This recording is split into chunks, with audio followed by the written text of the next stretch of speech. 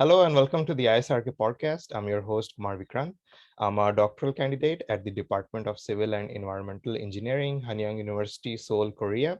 ISRK, that is Indian Students and Researchers in Korea, is a voluntary support group that works toward the benefit of the Indian diaspora in Korea. On today's episode, I have the pleasure to be in conversation with Professor Supriya Patil, who is an assistant professor at Sejong University in Seoul, Korea. Professor Patil is actively involved in research areas interfacing water splitting, solar cells, photoelectrochemical devices, and many other like advanced materials. So, Professor Patil, thank you very much for joining us today, and it's a pleasure to have you on. Yeah, thank you so much for kind introduction. Yeah. Yes, to begin the conversation, I was like very much intrigued by your research career, and also like, for example, all your graduate studies and further research is from Korea. So I was very much intrigued, like how Korea became your place to pursue doctoral studies and eventual professorship. Like, for example, back home in India, when I talk to people, when I talk about pursuing research in an international setting, many people automatically talk about like going to the US or UK or Europe, Australia, etc. So I generally ask my guests like how Korea became their place, and generally I get to know various aspects of it and various interesting stories. So can you elaborate like how you came from India to Korea and how Korea became your place to pursue education and research? Yeah, you are right. Actually, this is the general perception that people are, Yeah. means Indian student and researcher, they are preferring the Western countries. But nowadays, it has been changing dramatically. Yeah. So particularly in my case, being a girl from the rural area from Kolhapur, before sending to abroad, my family was concerned about the safety. Yeah. And before they were not agree to send me to abroad, but when they came to know that Korea is the safest country in the world, so they agreed. Yeah. And definitely my father and my elder brother, he encouraged me to do the higher education instead of doing the after master, instead going to in company and get married. So there it was my father's aim. So because of him, I'm here only. And definitely I didn't feel any since it is almost 12 years in Korea, I don't feel any incidents that it will be like safety regarding the safety. So I feel very comfortable, and I love to stay in Korea here also. Yeah. And another, the infrastructure in Korea, that they are spending a lot of money on the application based research, and it stands second in rank after the Israel. In the R&D and spending money on the research and development. And another one is the healthy research environment. So where you can freely do the work and collaboration. So they are very open for collaboration internationally and nationally. So this environment I like, which is most in Korea. You talked mostly about. Go ahead. So, and mostly whatever you are doing the research, it is application oriented. They are, type industry and company, they are type. So whatever you are producing the research, they can make the patent and they can commercialize in the industry. So this is the main aspect, that is safety and the infrastructure and the healthy nature of the healthy environment of the research. This is the three things made me to come Korea. So you talked about various things which we need to unpack. So one of the very interesting points, like I generally talk about research first and then go into the societal aspects, but the very interesting thing you touched about was the women's safety. And I have had women guests on the podcast previously as well. And they also said that in Korea, they feel very safe, and coming like our international audience should understand the fact that we come from India, which is like generally is not considered that safe for women or safety in general. So that's an aspect where we need to develop as a country. But having come from that background, like how much more how much more safe did you feel in Korea? Like, for example, I hear many stories like, for example, someone dropped their wallet on the road. But I will share my experience also. Generally they just trace the footsteps back and they find it just placed beside a tree, or if you just go to the nearest police station and there is your wallet Yeah, and the lost definitely, and found. definitely. Yeah, I so have two experience, which is I will share. yeah, sure. Initially when you come to Korea, it will be first 6 months. It will be very crucial for you to prove yourself, your ability. So I was working like late night, and I didn't feel that it is 3 a.m. It was, I think, first month, and we had some personal meeting and like that. So I saw in watch it was 3 a.m. and I was afraid. I didn't roam around like midnight in India, so I was worried how to go. So I was slowly left a lab, and I was scared to watching here and there, but I couldn't feel anything. Even there was many drunk people around, but they didn't bother. Even I safely come to home, and even many times it happened, so I feel very safe. And another incident, when I was student in Hanyang, I lost my wallet. It was with ARC, everything details, means my documents, money was there. And I was searching. I was also that time not familiar with that, means they are very safe and they are very loyal. So I got call from the police station, and they said, are you Supriya Patil? Then I said, yes. Then they said, can you come to the police station? I was initially scared because it was almost 8 or 10 days. I lost my purse, and they said, can you check this is your purse and you can identify whatever belongings inside or not. So it was, single rupees I did not lost. It was everything as it is. So this is the two examples. So after that, I feel it is very safe in Korea. I was also amazed to know, like, when you order something, they just keep your parcel outside the door and just go away without without any issues. Like, anyway, if someone else is going to nobody pick it will up, touch. or I saw that experience. So I feel that they will not touch you, and you will not bother. They will not bother. Right.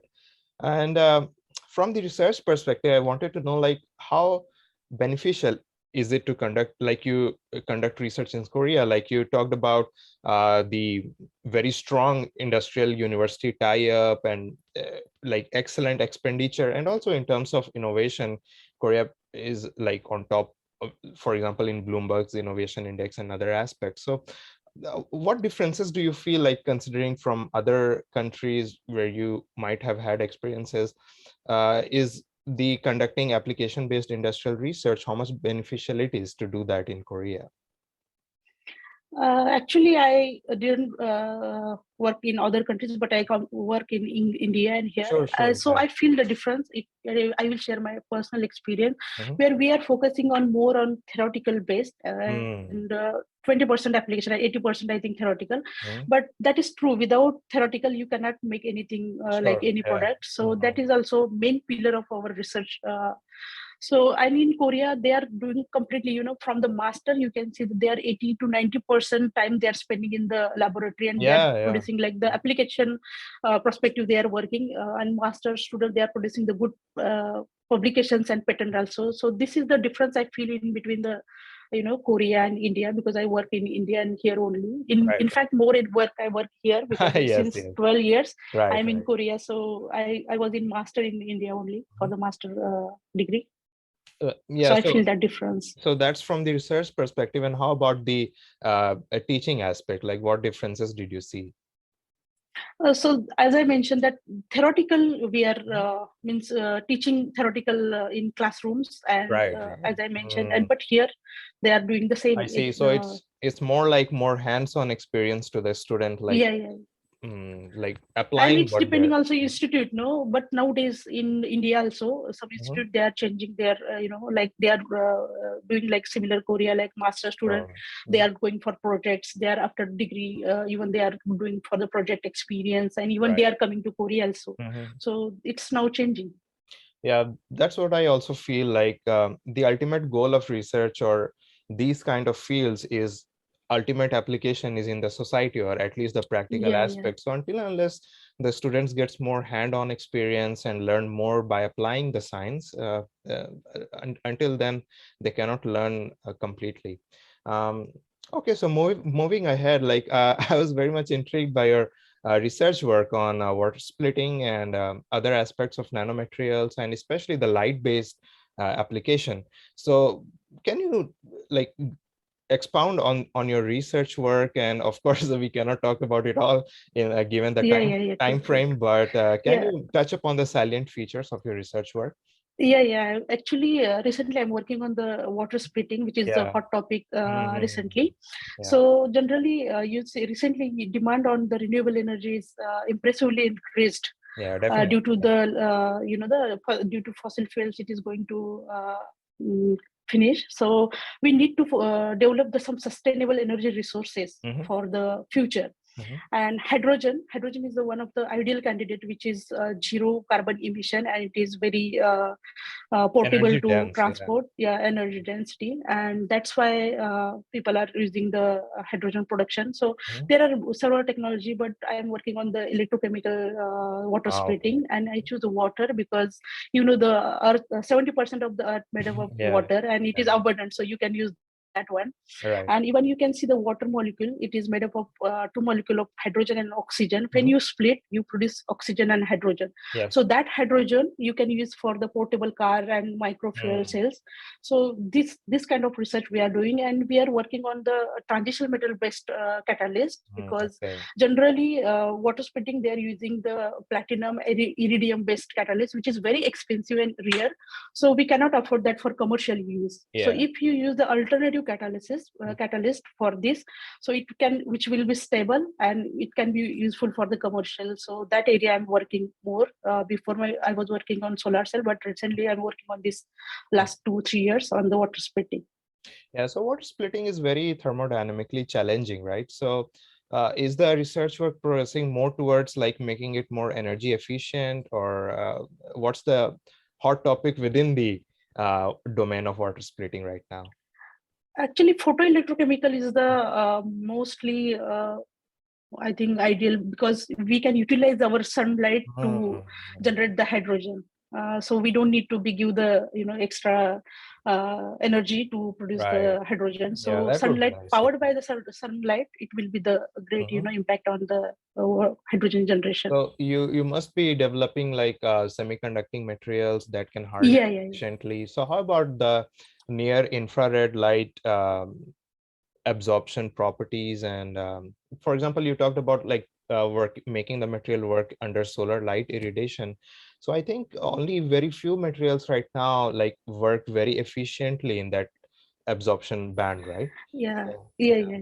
Actually, we are working electrochemically, but photocatalysis, I will tell. I think TiO2 is the best, which is the very stable, because stability is important in the commercial aspect. If material is not stable, we cannot use for the high voltage and high current, because of that. I think till now in photocatalysis, TiO2 is the champion catalyst. But we are working in the electrocatalyst, so we are not using the sunlight. Means we are not using the solar simulator. We are using just electrochemical catalyzing water, and we split the water and hydrogen and oxygen. So basically, mostly we are working on that area. Yeah, sounds fascinating. So the produced hydrogen will then be stored and then applied in the world, right? Yeah, laboratory level we will test first, and then if it is good, then we will go for the commercial use, and then store, and then we can use for that various applications. Yeah, sounds really nice. Like what I also heard from other researchers on the podcast was like one of the major benefits of conducting this kind of research in Korea is like companies often watch your publications or your results, and when they see some benefit to their application, what they are doing, they sometimes even approach you guys, the researchers themselves, to like make it more commercialized. So that's so we can combine that. We can type with industry easily. That actually just little language, if you can able to speak, it will be very easy to type with the industry, and otherwise they will also contact you. Right. So that's what I also wanted to ask you. Like, you have a vast experience living in Korea, like more than a decade now. So what are the major issues in living here? Like we were talking about the research advantages and the educational aspect, crime and etc. But how about the language issues and the cultural barrier that Indians or any other native people may feel when they come to Korea and live here? What has been your experience like living here for the last decade or so? Yeah, actually, I love to stay Korea, because it's like my second home country. It's very beautiful as well. So. Actually, it is very beautiful, and I feel comfortable. And safety, as I mentioned, safety is the main thing. And we have some cultural similarities in India and Korea, including we celebrate Independence Day 15 August. They also celebrate, and we practice Buddhism in India and here also. And you see the Amma means mother, Appa means father, and Onni means sister. These three nomenclature in Tamil is the similar, like Amma, Appa, and Onni for the sister, father, and mother. So these are the three cultural similarities in Korea and India, actually. And I think language barrier is the little problem because if you can expect until the airport they can speak the English, but after airport, if you go the conventional store, if you want to something buy like milk, it completely Korean. You cannot see the English version there. So you have to always use the translator, like Google Translate. It will be good option. And Papago, they are using the mostly Papago. So if you go the conventional store, department store, they will not speak the English. Actually, they know the few words, but they doesn't like actually to speak the English. So they love their language actually. And also, if you go for the bank, ARC, etc., you have to suffer the language barrier actually. So this is the most difficult task. If someone is new, it is very difficult. But it depends on if you are in research laboratory, which is professor is handling or he is asking to help, then they will help. If some laboratory, they will not help. Actually, they don't want to take the risk to speak and to help. So that is also major issue. And another thing I experienced, if you came here, you have to do it by yourself. Like as I mentioned, if you want to open the bank account, SIM card, and all the new rules, regulation, you have to know yourself. Nobody will tell you to this is the new rule and this is the what is this. All these things they will not. Themselves they will not introduce you, so you have to find out yourself. And about food, if you're non-vegetarian, it is quite difficult because you have to prepare yourself, because mostly Korean food, including the beef and pork content, mostly pork content. So you will feel little problem. But if you can find the cafe and restaurant which is vegan food related to vegan food, you can enjoy. But if you are non-vegetarian, you can enjoy the Korean food. But initially you will feel the fragrance and taste Korean food, so you will feel Quite little different. different. Very but different. if you accept and adjust, accept and respect their culture, and that will be good. If you can easily adopt that country or that culture. So these three things, I think you have to, when newly coming student or researcher, they can adopt, adjust and respect their culture. It will be very easy to understand the Korean, and they can experience.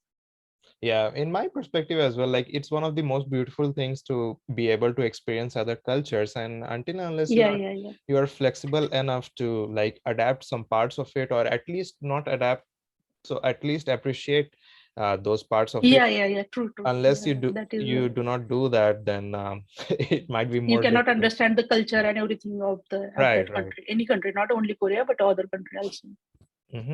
Yeah, so I wanted to ask you, like, how is the family life in Korea? For example, I asked many people talk with me, and I talked to many people, and many people are considering to live in Korea with their families, or they are already living in Korea with their families, or other situations. So how is it like to live with family in Korea, or bring up children in Korea? How about their education, etc.? Like, what has your perspective like on this subject? Actually, it is very good, as a beautiful and fascinating country. I think we are staying in Seoul. So being a capital, it is very, good facilities, including the exercise and parks around the city. It is very good to stay with and spend time with your family. And about the education, little bit difficult because if you want to send your children to English institute, it is very expensive, around $2,000 for per month. International school. But if you are planning long stay in Korea, you can go for the Korean school, which is almost free. And so this is the main issue, actually major issue. Education, children's education is a major issue. And about the expenses around, if you compare India and Korea, if single person around in India, almost $450 need for the for single person to survive. As compared to the Korea, here it will take 1,000 US dollar, 1.1 thousand US dollar. And in Particularly in case the of the metropolitan areas like Seoul, metropolis, because it is capital, so it is everything is expensive, almost triple. And India ranked 146 expensive country, but Korea ranked 46 expensive country in the world. So it is very expensive. So if you go for the family around in India, you will need the 1,000 US dollar, but in Korea it will take 3,000 US dollar. But it is manageable if you are working in company or in the university, so that are manageable. So not that much issue. So thank you very much for sharing about that. And I also wanted to ask you about professorships in Korea. For example, you transitioned from a PhD to a postdoc to a professor. So how does that work in Korea? Like, how does one go about applying for professorships, and how does that happen? Actually, as I mentioned, the Korea becoming global now, so they want to hire and recruit the foreign faculty. Yeah, so you can find the regarding this position on Brain Korea website. Actually, it is Korean, but you can translate to the Chrome, so you can find out the many assistant professor positions in different universities. So similar position I came across and I applied, and one of my friend, he was in Sejong, so he helped out me throughout this process. And after several screening process and interviews, I got this position for 2 years. And if you complete the criteria around whatever their university requirement, teaching and research publications, you can extend your contract. So it depends on university, different university to university. So you can find the similar positions and you can apply for that. Means other people also can prove that. Thank you very much for that. And I think the process is very similar between the countries. Like for other countries also, I've heard similar things, like position is open, you apply for it, you go through the interview, pass the criteria, etc. So yeah, it's quite similar. And so also I wanted to ask you about, nowadays we hear a lot about women in science. For example, it's a big thing among big publishers like elsewhere. It's a like a drive to bring diversity in science and create equity. So what is your take on that? For example, I many journals have like women executive editors and editor-in-chiefs, which is a very good thing. But generally in science, we generally see less women participation in general throughout the areas. But nowadays, like, it's increasing, which is a very good sign. So how do you see that, and what is your perspective on it?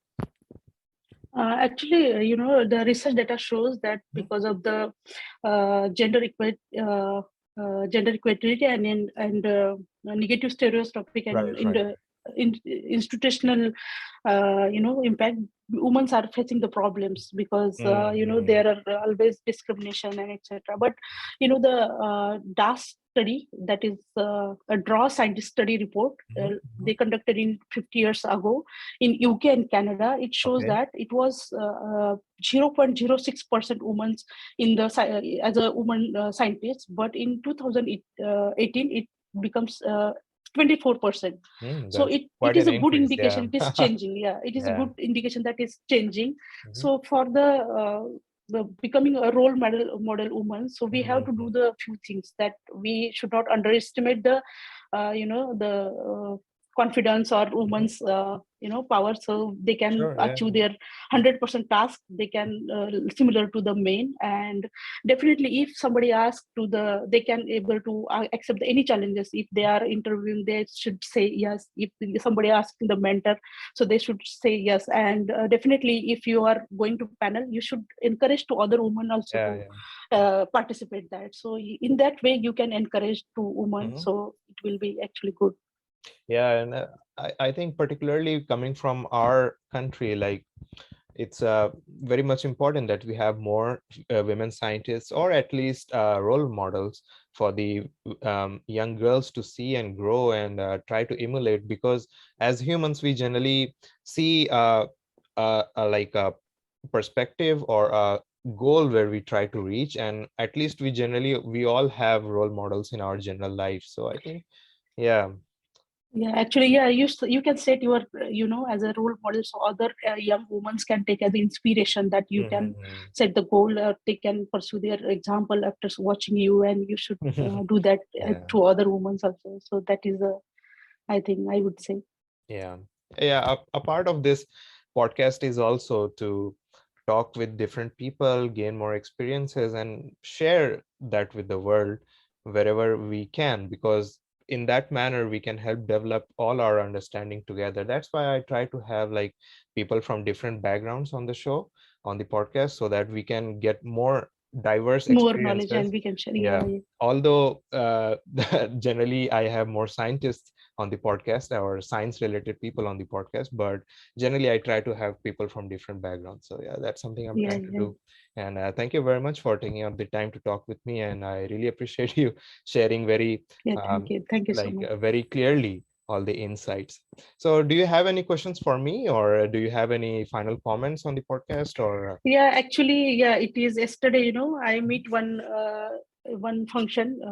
I went to their one function with my friend, and I saw there one unknown girl, which is just recently she landed in Korea. So I asked her, "Hi, how are you, and what are you doing?" Then she said, "I'm Arti Shaha, and I'm doing Ph.D. in the Dongguk University." And so I said, "It was very difficult to come Korea, and how did you manage everything like that?" Then she gave the answer. I was shocked.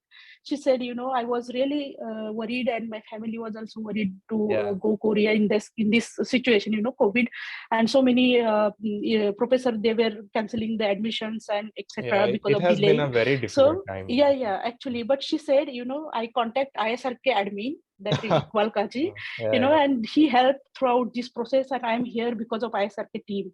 So I feel very proud because I'm also part of this ISRK team. So I feel one of the girls came from Korea, came from India, and she's safely reached here and everything because of the ISRK team. So I feel very proud, and you guys are doing really good. Everything that every ISRK team and admin, that everyone is doing very nice. So I feel very proud. So this is the positive feedback that we are going and we are growing.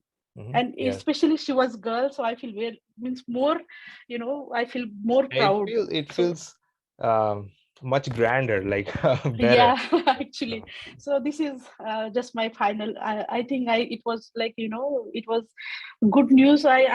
You can say, or I made my day that okay, that is because of ISRK team, and they are helping not only that girl, they are helping to other students, because simply somebody asked me how to come, so definitely I don't have to search anything, just ISRK link I will share with them. So it is very nice platform to help to other people, because every time you cannot gather the information and you cannot share, but if you share the group link or everything, they can easily, many of my friends from India, they are talking about the ISRK, so it is good. And yeah, definitely you guys are doing good, and all the best for this. Thank you very much. Actually, it is censored. It's all right, and thank you very much for sharing the story, and it makes us feel better and in what we are doing. So anyway, so thank you very much for your time, Professor, and hope we meet again and we stay in touch, and hopefully I can get you on the podcast down the line in some future episode. Yeah, thank you so much. Yeah, thank you very much, Professor, and have a good day. Good day. Yeah, Take care.